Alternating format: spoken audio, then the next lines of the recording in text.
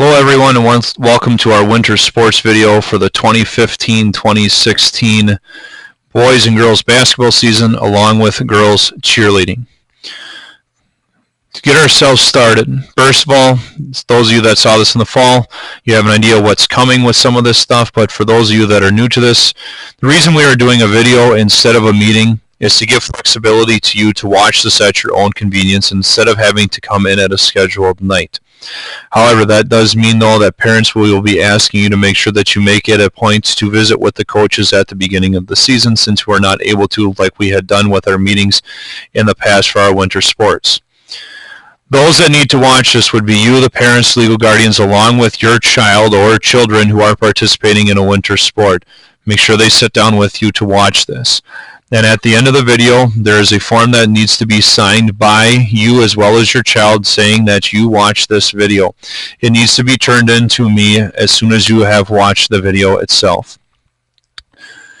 We'll get ourselves going this morning or this afternoon based upon our school theme for the year from 2 Corinthians chapter 5 verse 17. If anyone is in Christ, he is a new creation. The old has gone, the new has come. This is very fitting when it comes into our winter sports season. We especially think of the competitive juices that get going with basketball. It's no hiding matter to any of us. We know that basketball is very important to a lot of people, and a lot of people like to think they know a lot of things about the sport. However, we are that new creation, and our thoughts, words, and actions should show that we are that new creation. We remind that of the students day in and day out, and we're reminding it to you, the parents, right now too, that that new creation is what is showing forth in all we think, say, and do. Kids will be reminded to do that all day long in the classroom, but also on the court. Parents, you're also reminded to do that at your job, at home, but also in the stands when you are here for our athletic events. With that in mind, you'll notice it'll always be here at the very bottom of our screen as a reminder as we go through the rest of the presentation. Our athletic philosophy, to revisit that. Our 8-team levels, the emphasis is on winning. With that in mind, not every child is going to necessarily get the opportunity to get into a game or get significant playing time. The coaches will be making every effort to do that. B-team players, all athletes will get nearly equal playing time. With that in mind, there is the exception at tournaments where the emphasis will be on winning. Not all athletes may get in because the goal again is to get ourselves moving forward throughout the tournament. In both cases here, when we're taking a look at playing time, again, our coaches are doing the best they possibly can to do that. Some things to quick go over as well when we take a look at policies. It comes with practices and games. School things come first. And we know at this point in time, traveling leagues are starting to gear up, whether it's basketball, volleyball, and even later on in our sports season with baseball, softball. St. Mark's activities come first. If your kid is committed to playing for St. Mark's, they should be at all those practices and games. We ask, though, that if there is a conflict, that you choose between one team or the other, not both. This is encouraged for those kids, so they're not missing games for either team, whether St. Mark's or the outside one, and to prevent the difficulties for coach, team, student, and all involved with it. Missing a game or practice for a team outside of St. Mark's will result in removal from that team. Please bear that in mind as you go forward with this season. A couple other things to take care of is our uniforms. Remember, wash them regularly, weekly, and hang them to dry. If there are some repairs that need to be made, please talk to me. Something that will need to be worked out this school year will be an exchange with the B boys and possibly B girls due to the number of kids. We only have 16 uniforms available, with teams will be larger than that, so we cannot have mismatched uniforms out there. That will be something that we'll be looked to deal with, and we'll be clarifying later on once we get final numbers set after we do our team's makeup. A reminder for students especially, cell phones, MP3 players, anything that's got a camera on it does not belong out in the locker rooms. That is against state law. Please put them away and keep them away, and even better, just don't even bring them in at all. Your child, if you have missing fees, would have received a pink sheet home to, or forms or fees would have been turned into you.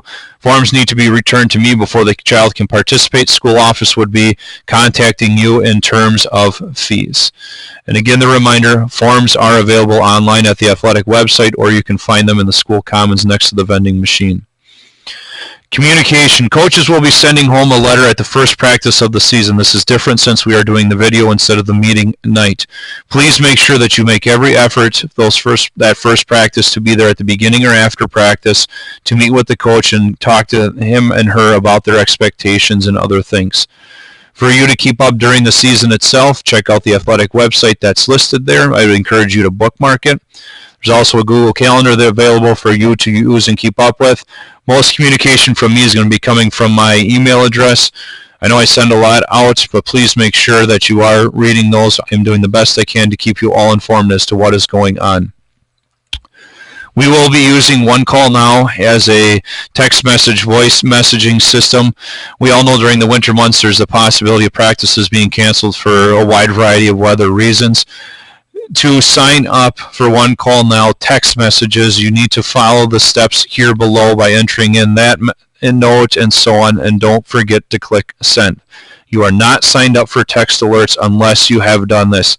All families are automatically signed up for the voice message parts, and you know emails will be coming from me. Volunteering is a key part for our athletics, and the main reason being is to help the athletics run smoothly for our students. Secondly, they also help us with keeping our fees down. All volunteers must have gone through volunteer training. This was done at registration. There was also one recently here in November.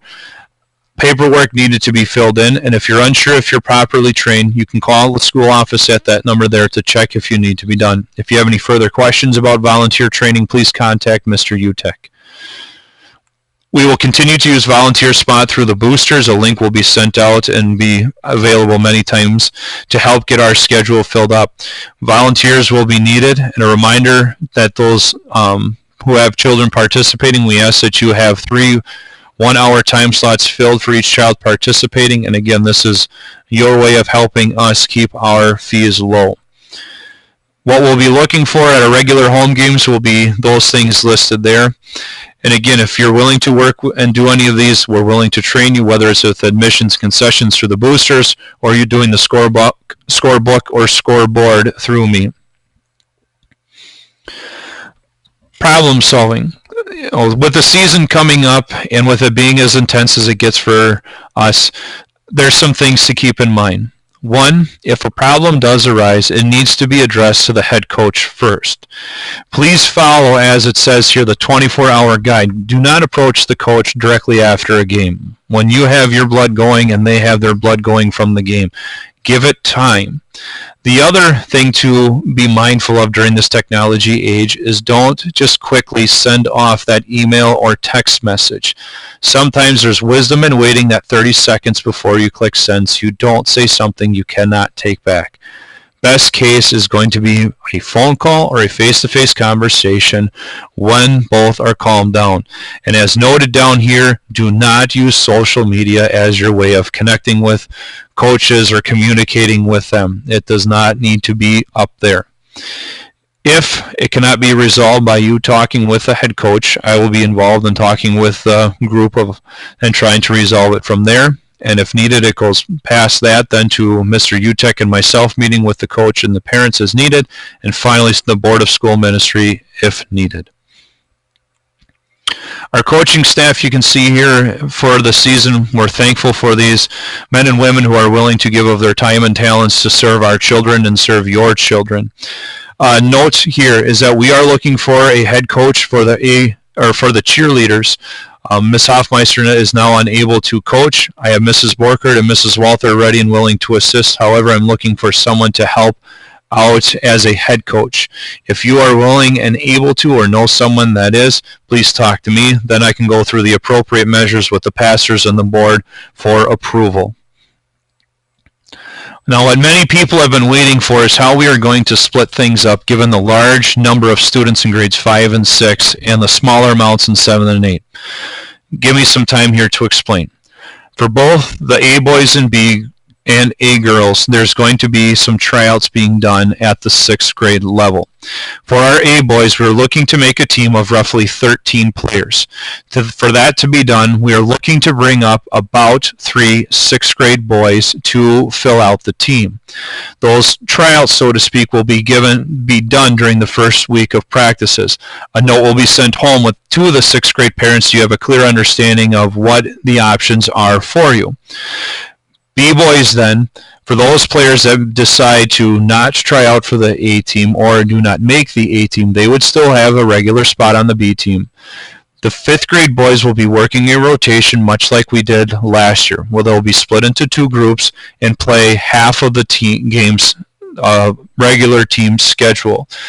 Since we are basically one of 2 schools that have a regular B2 team, it is not to our advantage to have a separate B2 team. I'll show on the schedule here later on how we are addressing that issue. As you can see here, the A team itself, their team will be set by the 19th. The B team and their rotation will be set on the 24th after we have an opportunity to get those first week of practices in. As I alluded to, the A girls are going to have a similar situation. We're trying to create that team of around 12 or 13 players. That means that we will be looking for 3 to 4 girls to come up from 6th grade to play on the A team. Similar setup where they'll come and practice with them. And then the remaining players that chose not to try out for the A team or did not make it will be on the regular B team. For the B girls, we should not need to do a rotation. Again, that's dependent upon these tryouts. Now, please understand, parents and children, as we take a look at these tryouts, there is a choice involved. There will be an option 1 and option 2. Option 1 is that you were willing to let your 6th grade child try out for the A team, with the understanding that if they make it, they fall under A team guidelines and so on. You also have the option to say, no, I would rather my child stay on the B team. That is another option that is available to you. That note will be coming out this coming Tuesday, November 10th, and needs to be returned to me by November 12th. That way the coaches and I can plan and see if this will work. As the note will explain too, these numbers are not finite. If there's only a couple kids that want to try out and can do it, we will keep them. If they're, for whatever reason, or a limited number or so on, there may be other options explored. In the end, we are looking to do the best we possibly can for all our athletes here to have an opportunity for a successful season. Cheerleading itself will be all 5th through 8th grade girls on one squad. Easy enough.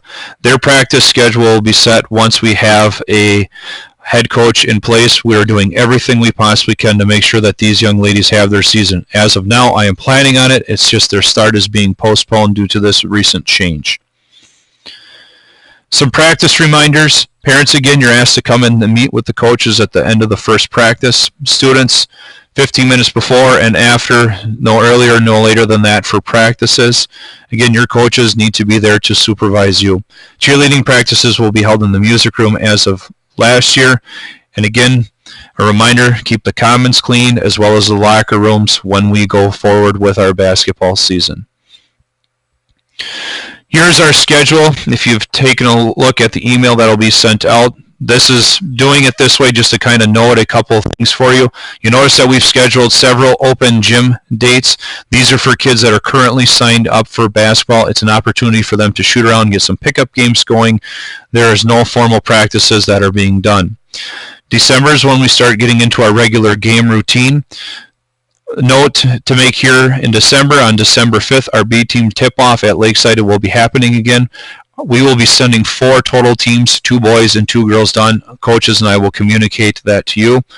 A reminder also, no practices during Advent on Wednesdays to encourage worship. And finally, Team Picture Day will be taken on the 21st of December. January, again, couple things to note here. First thing comes here on the 15th. The Fort Atkinson games are played in Fort Atkinson, but as the note says below here, they will be played at Fort Atkinson Middle School. B teams, both of you are playing at 6 o'clock. Boys on the main floor, girls on the side court, and then the A girls and A boys will follow at their normal times. To help alleviate the stress of the larger teams for our B levels, there's been some reserve game schedules. The B-boys here and the B-girls here will play round robins against 3 other teams. They'll basically play 3 games in 3 hours here and then have the opportunity to go home. That will be available to strictly the players that the coaches and I talk to, which primarily right now will be just the 5th grade players. Another note here would become with January 21st. Notice that the game is being played on Thursday night. This is since we do not have any school on Friday and Lake Mills was able to accommodate a Thursday game. The final note in the month of January comes with a new tournament that our A-girls will be doing. We have dropped out of the Falcon tournament that St. John's Jefferson hosted at Lakeside Lutheran. We have now joined a tournament hosted by St. Matthew's in Janesville, our fellow Wells school down there. This gives us an opportunity, like we did during volleyball season, to play a bunch of schools that we normally do not play, as well as to get into a better run tournament because we were having some difficulties with the Falcon one over the last couple of years. Finally, February, our last month, few things again to note. Spirit Week will come during this first week with our pep rally ending on Friday. We will also have our Brat Fry on the 5th. The following week, we have our Black Basketball Conference Tournament. That's 8 teams only. St. Mark's does host on the 12th and the 13th, and we will be looking for help on those 2 days. And the last note would be here with the parent-child basketball game. That would be on the 16th of February. All those notes that I had said to you before, they're right here. If you need a chance to quick read over them, you'll be able to do so in the PowerPoint video that is shared with you.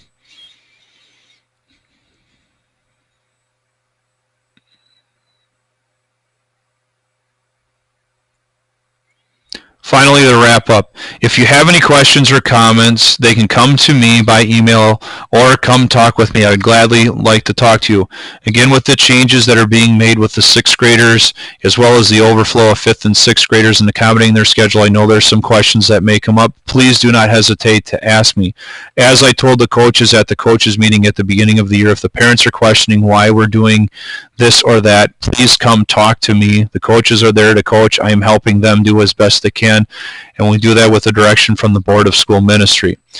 Now, a reminder too, the video form must be signed and returned to me before your child is able to participate. Practices again start up on November 16th. If at all possible, get them in to me by November 12th, and it's all taken care of. Finally, again, we ask the Lord to richly bless our winter sports season. He's given us the opportunity to use our God-given talents as athletes to show that on the floor. It's given us the opportunity as parents to be supportive of our school, our coaches, and our children. And we pray that that's all done in the light of letting our new creations shine as Jesus has allowed us to do. Thank you and blessings on the rest of your day.